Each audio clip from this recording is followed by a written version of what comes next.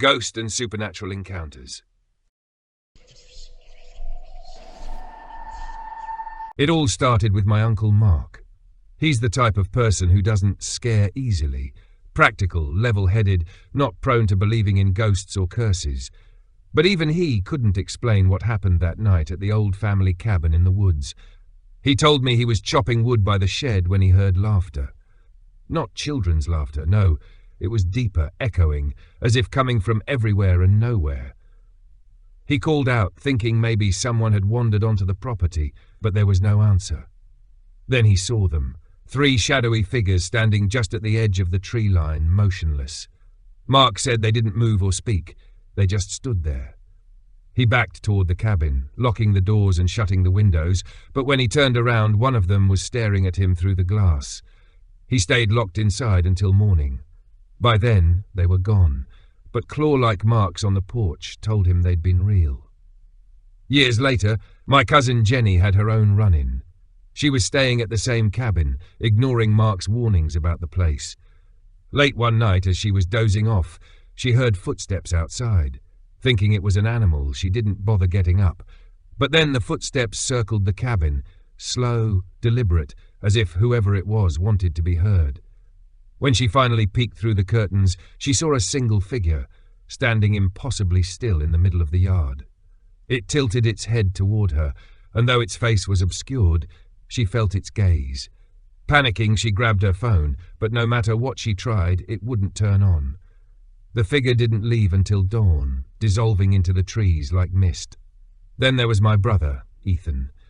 He doesn't believe in the paranormal and actually laughed when Jenny told him her story. A few months later, he decided to prove her wrong by spending a weekend at the cabin with his friends. On their first night, they made a fire outside and laughed about the supposed hauntings. But the laughter stopped when one of them pointed toward the woods. Ethan said 3 figures were standing there, just like Mark had described. They tried calling out, but the figures didn't respond.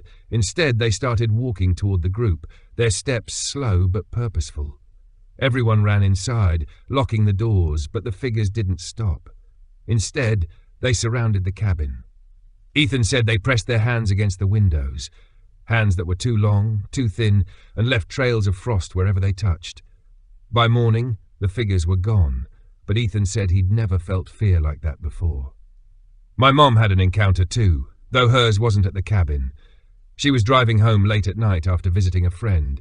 The road was empty and dark, with nothing but dense woods on either side. Suddenly, her car radio cut out, replaced by static. Then she saw them, 3 figures standing in the middle of the road. She slammed on the brakes, but before she could react, the figures disappeared, reappearing further down the road. They didn't walk or run, they simply vanished and reappeared, always getting closer to her car. When she finally reached home, she locked the doors and turned off the lights, too afraid to even look outside. Even my dad, who never bought into the family stories, had his own experience. He was fixing up the shed at the cabin when he noticed something out of the corner of his eye, a figure standing just beyond the tree line. Thinking it was a trespasser, he called out, but it didn't move. Then, out of nowhere, the tools on the workbench began to rattle as if something unseen was shaking the entire shed. He bolted inside, where he found the family dog cowering under the table, whining.